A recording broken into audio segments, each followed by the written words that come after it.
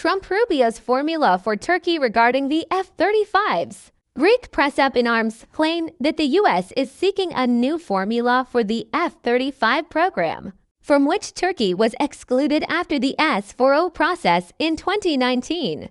Made headlines in the Greek press and became the country's #1 agenda item.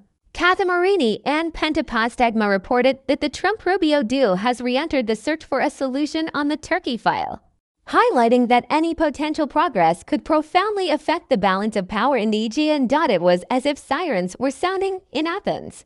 Kathimerini, Greece's influential newspaper, stirred up public opinion in Athens by putting the renewed F-35 traffic between Turkey and the U.S. on its front page. It carried the claim that sanctions on the Washington-Ankara line could be eased with great concern on its pages. What happened?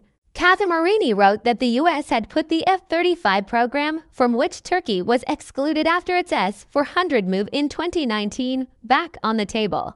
It was shared that the discussion was not limited to fighter jets, but that a broad package ranging from the Khan project to engines and ammunition heads, and even defense industry files that had been stalled for years, had been reopened and brought to the table. Trump and Rubio seeking a formula for F-35s in Turkey. The broadcast highlighted the statement. Trump and Rubio are seeking a formula for the F-35s in Turkey. While it was reported that options such as suspension or exemption from certain provisions were on the table, it was noted that the statements were also heatedly debated within U.S. President Donald Trump's team, with some figures saying that putting relations with Turkey on hold because of Katsa would be a strategic mistake. The Pentapostagma channel announced the U.S. administration's assessment of these steps under the headline Alarm for Greece, writing that a new era in Turkey's defense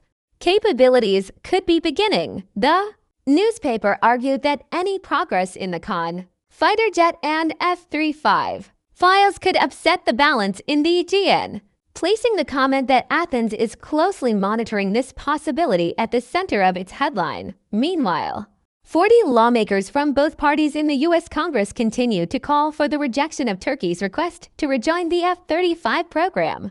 The letter, drafted with the joint support of the Israeli, Greek, and Armenian lobbies, explicitly threatened Turkey with the claim that military secrets could leak to Russia, cannot return without removing the S-400s. The letter, signed by Hellenic Caucus members Chris Pappas, Gus Belirikis, Dina Titus, and Nicole Maliatakis, argued that Turkey's return to the F-35 program is impossible as long as it possesses the Russian-made S-400 air defense systems. The lawmakers claimed that otherwise, the integrity of the F-35 systems would be compromised and information could leak to Russian intelligence.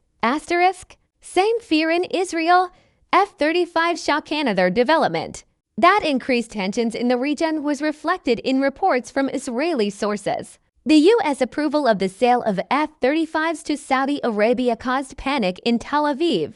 The Israeli military strongly objected, saying the sale could weaken its air superiority in the Middle East. A report published by ENET noted that the Adir fleet provides a major advantage in long-range covert operations, but that this advantage would be eroded if the same aircraft were deployed in Saudi Arabia. The report stated that Riyadh's F-35 orders could delay Israel's deliveries and disrupt its modernization process by occupying critical production lines. While the F-35's advanced sensors, AI-powered combat systems, and radar invisibility were highlighted, it was suggested that this move could change the military architecture of the Middle East.